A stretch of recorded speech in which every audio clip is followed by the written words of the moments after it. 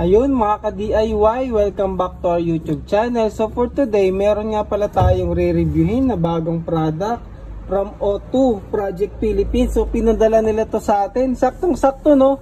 Alam nyo ba kaya wala akong upload mga ka-DIY nung Sabado ay nag-camping po kami. At syempre napaka-legit, ang ganda nitong product na to kasi saktong-sakto nagamit namin kaagad yan mga ka-DIY. Pero syempre binalik ko ulit sa box para ipakita sa inyo yung unboxing niya. Mga ka-DIY, siya nga pala may mga nagre-request sa inyo, mukhang na-miss nyo yung ating mga giveaway mga ka-DIY no. So abangan nyo lang sa dulo ng video na to, mamimigay tayo ng camping fan mga ka-DIY. O, diba maagang pamasko yan. Camping fan nga pala to, galing kay O2 Project Philippines. Kung alam nyo si Opolar, so sikat na sikat yung si Opolar na brand na camping fan. Pero alam nyo ba itong kay O2, same lang naman. Mas mura pa nga to kay Opolar, pero same manufacturer mga ka-DIY. Kumbaga, rebranded lang si Opolar at rebranded lang din naman si O2 Project Philippines. Pero ang maganda kay O2, matagal na natin yung kaibigan at legit yung mga produkto na binibigay niyan sa atin at pinapadala at ating pinag-giveaway mga ka-DIY. Kaya sinusupport natin 100% si O2 Project Philippines. So ilalagay ko naman yung link niya dito sa YouTube Shopping para ma-order nyo yung mga product natin galing sa kanya. Kagaya ng mga power bank na ni-review natin, power station. At ito nga ang latest dagdag sa ating mga product galing kay O2 ay itong ating, ano bang pangalan niya? Ayan no, O2 Project Cool Heads. So Cool Heads yung ano niya dito sa electric pan na to mga ka-DIY. So DC fan to na the best gamitin sa camping o kaya sa mga galaan, pero pwede rin naman sa bahay mga ka-DIY. The best sa camping kasi meron siyang 20,000 mAh na battery. So buksan na natin kaagad. Ayun no. So ayan pa siya, kunwari hindi ko pa nakita eh no. So ilabas natin yung laman niya sa box. So ayan, para makita nyo pa rin yung unboxing feels niya mga ka-DIY. So ayan yung mga battery niya. Dalawang 10,000 mAh, kaya meron tayong 20,000 mAh mga ka-DIY. At syempre meron din tayong manual. Ayan yung manual. Pero kahit wala naman yung manual, madali naman siya intindihan. So meron tayo ditong Type-C tsaka USB-A cable. Yung kanyang connector sa kanyang stand. Tapos ito yung 10,000 mAh natin na battery. So ayan, ito yung charging input niya at ito yung output niya mga ka-DIY. So meron tayong indicator, so ngayon ay 60% charge siya. So dalawa yan, dalawang 10,000, kaya meron tayong 20,000 mga ka-DIY. So meron tayong 10 watts, input, output, 10 watts, 10 watts. So meron din tong charge. Ay, meron palang mag-hi sa inyo mga ka-DIY. Hello mga ka-DIY, subscribe! Oh, ayan ha, huwag niyong kakalimutan mag-subscribe, ni-remind na kayo ni Kid DIY. So itabi muna natin yung battery.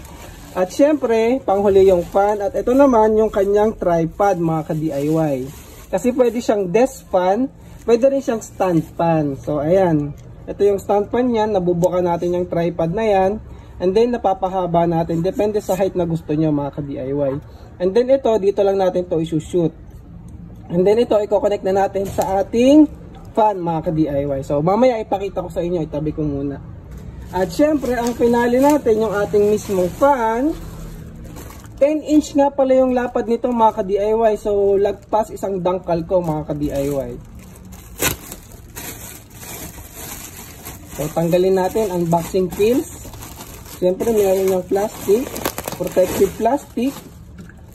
At may remote nasa gilid. At meron siyang foam.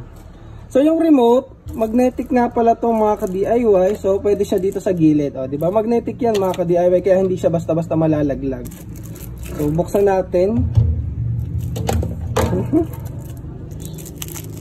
So, ayan. So, dito meron siyang power on, 45 or 90 degrees panning, timer, tapos fan speed natin, plus minus.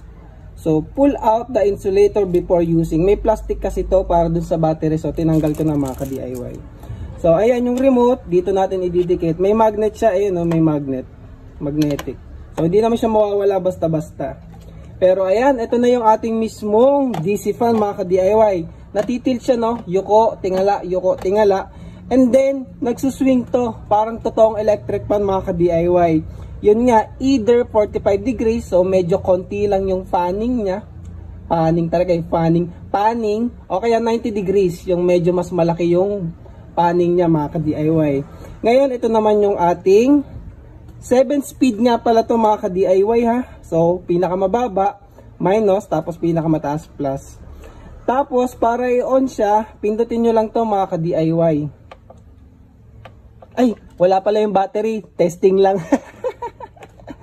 So, sa likod dyan natin ikakabit yung battery. So, nakikita nyo, meron dyang USB-A. Para dito yan mga ka-DIY, isasalpak natin. Tapos, meron din ditong Type-C input, no? So, mamaya i-try natin, pwede ba siyang rekta na Type-C, cable, power bank, o kaya charger, nang walang battery mga ka-DIY. Try natin. Pero ngayon, battery muna isalpak natin. So, ganun lang naman siya ikabit. Para tanggalin, uhugutin lang natin mga ka-DIY, ganun. So, ayun. So, kapag nalobat, pwede mong palitan gamit yung isa pang battery. Kasi meron kang 20,000 mAh. So, ito pala yung specs niya sa likod, mga ka-DIY. Cool heads yung model natin. Model ay 02WH91. So, yun nga. 10 watts, 5 volts, 2 amps. At yung battery capacity, 10 mAh. Kasi yun yung nakasalpak, isa lang. Pero dahil meron tayong extra, total natin ay 20,000 mAh. At meron tayong 7 speed modes. So, ayun. Pwede pala siyang linisin, no? Sabi niya, turn off the fan before cleaning. So, meron siya ditong 4 na tornilyo. 1, 2, 3, at 4. Para mabuksan siya. So, ayan, buksan na natin. I-press nyo lang ito mga ka-DIY. Ayun, no? So, nag-on na siya. Pagka-press natin ito. Tapos may beep siya. Beep! Ayun, no? Sarap. Press ko. Yan yung lowest speed niya. Kapag lalakasan natin, pihitin lang natin to. Ayun, no? Lumalakas siya mga ka-DIY. Second, third, fourth, fifth, at sixth. Ang lakas. Tapos kapag sagad na mga ka-DIY, may maririnig kayong dalawang beep beep. Ibig sabihin todo na. So, hindi nyo naman kailangan kabisaduhin yung fan speed niya eh. So, pakiraman-daman na lang kung sobrang init, itodo nyo hanggang marinig nyo yung dalawang beep. Kapag medyo malamig naman, edi babaan nyo na lang. Pihitin nyo lang pababa. Hihina na yung speed niya. So, ayan. Mas mahina na siya mga ka-DIY. O, diba? Astig! Ayan, o. Try natin yung panning. O, yung oscillating. O, ayan. Yan yung 45 degrees oscillation mga ka-DIY. So, konti lang yung panning niya, no? Try natin yung isa pa. 90 degrees naman. Yan yung mas malapad kasi 90 degrees. So, lahat na mahahanginan. O, kita nyo naman sa screen, diba? Na mas malapad na yung buka niya. O, ayan, no? The best talaga to sa mga nagka-camping, oh. Saktong-sakto kasi kami nagka-camping din kami mga ka-DIY. At kakagaling nga lang namin sa Camp Awol. So, hello sa mga nagpunta dito sa Camp Awol na binabagyo. So, binabagyo po kami. Thank you kay Ramil. Pero okay lang, adventure talaga yan mga ka-DIY. And then, diretso tayo ng Real para sa surfing. At camping na din mga ka-DIY. So, pag may pagkakataon, magpahinga tayo at mag-enjoy, magbakasyon mga ka-DIY. So, isa pang press, mamamatay na yung oscillation natin. So, isang press ulit, 45. Pangalawang press, yan yung 90. So, goods na goods, no? Ngayon, try natin, ilang watts ba yung kinukonsumo nung speeds ng fan natin mga ka-DIY. So, gumamit tayo ng power bank na galing din kay O2. So, ayan mga ka-DIY, testingin naman natin.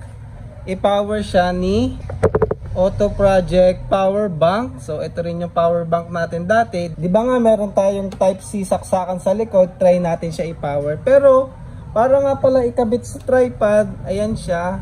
Ayan yung tripod niya, isusuksok nyo lang yan mga ka-DIY. Wala nang tornilyo yan, o, di ba? Shoot!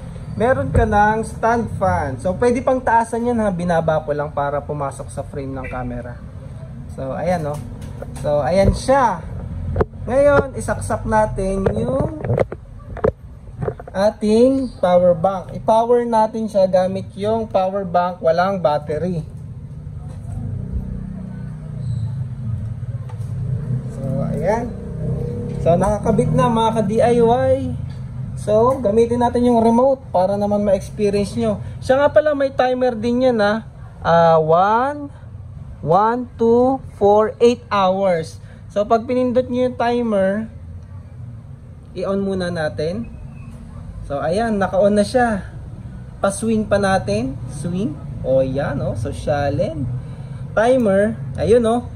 May mga LED indicator siya dito kung ilang oras. Halimbawa, sinelect mo isang oras lang siya gagana. Pwede namang 8 hours, 4 hours, 2 hours. So, depende na sa inyo kung gusto nyong i-timer mga ka-DIY. Pero ako hindi na kasi meron akong malaking mga power bank dito. Only use na yan. Isang linggo ko na yan gagamitin mga ka-DIY. Pero mamaya natin pag-usapan pa paano. Pag nga pala swing nyo, off natin yung swing ha. Yung oscillation. Ayan o. At ay nagsuswing pa rin. Ayan. So kapag walang oscillation sa lowest speed, ang watts niya mga ka-DIY ay nasa 1 watt lang oh. Nasa 1 mahigit lang siguro yan. So try nating dagdagan ng speed. So 2. Hindi ko naririnig yung beep. 2. Ayan. Speed number 2. So, nasa 2 watts. 3. So, tumataas din yung wattage natin. Nasa 3 watts. 4. Nasa 4 watts. 5. 5. Nasa 5 watts din siya mga ka-DIY. And then 6. Number 6. Naglalaro na siya sa 7 watts. At number 7. Yan na yung pinakamalakas natin na speed. So, ayun. Nasa 7 watts yan mga ka-DIY. Hello mga ka-DIY, subscribe! O ayan na, inulit na naman ng DIY. Baka hindi ka pa nagsasubscribe. So ayun, base sa ating wattage dito sa ating power bank, ang total consumption ng ating fan ay nasa 7 watts. Pero kapag pinaswing natin yan, ayan, nag-swing. So nasa 9 watts. Maximum na yan mga ka-DIY. Siguro dahil nga ano no, kaya nga 10 watts yung input and output natin dun sa ating battery. Nakita nyo, 10 watts to. 10 watts input output. Kasi yung total konsumo ng ating fan kapag maximum speed, merong swing ay nasa 9 watts. Halos 10 watts na rin mga ka-DIY. So, ayun. So, gaano katagal natin magagamit kapag ang gamit natin ay itong ating battery na 10 watts mga ka-DIY. So, i-check natin, computein natin saglit. Kung meron kayong 20,000 mAh or 20 Ah battery, itong ang dalawa na to, times 3.7, so meron tayong 74 watt hours. So, i-divide natin yan ng sabihin natin 1.5. Kasi nga, halimbawa, lowest speed tapos merong swing na konti. So, ayan o, 49 hours. So, tama naman yung claim niya na kaya niya up to 8 hours to 50 hours mga ka-DIY gamit yung dalawang battery. So, low speed nga lang yun mga ka-DIY. 50 hours halos, oh, di ba? So, kaya niya naman niya, legit, kaya niya 50 hours basta low speed. Pero paano kapag naka high speed ka, naka 9 watts tayo mga ka-DIY. So, computein ulit natin, meron tayong 20,000 mAh or 20 Ah times 3.7, 74 watt hours, divide natin ng 9 watts. So, magagamit mo siya ng 8 hours mga ka-DIY. Maximum speed at saka nagsiswing. Gamit itong dalawang battery, magagamit ng 8 hours mga ka-DIY. Pero alam nyo kung paano ito magagamit ng isang linggo sa camping, walang kuryente. Ituturo ko sa inyo malakas mga ka-DIY. Gamitin nyo to. Ang ating Ocean Breeze, oh, di ba? Bakit isang linggo mga ka-DIY? Kasi 20 Ah to 12.8 volts, 256 watt hours. So 256 watt hours, 256 divided by 1.5. O di ba? 170 hours. Divide natin ng 24 hours. O, di ba? Isang linggo mga ka-DIY. At low speed setting lang low speed setting gamit ang ating power station. Isang linggo niyo yan magagamit. O, di ba? Ready ka na sa brown out. At kung kulang pa mga ka-DIY, nakikita nyo ba yung nagcha-charge? Ito pa. Idagdag nyo pa yung power bank pa ni Thunderblock Meta Bunny. O, di ba? Galing din to kay Auto Project. O, pwede rin to mga ka-DIY kasi meron pa tong retractable na cable. O, sasaksak mo na lang sa likod niya. O, di ba? Sulit na sulit talaga tong electric pan na to, camping pan na to mga ka-DIY kasi nga meron na siyang USB input. Tapos pwede na yung mga power bank natin magamit at saka yung kanyang battery pa na kasama. So itong battery na to, pwede nyo pa nga ata itong gawing power bank mga ka-DIY eh. Try nga natin. So ayan o, saksakan nyo tong likod na to, itong type A nya. Tapos testingin natin. Kasi may 10 watts output siya eh. So pwede rin siya pang charge ng cellphone o kaya ng iba pang gadget. O, di ba? Nag-charge.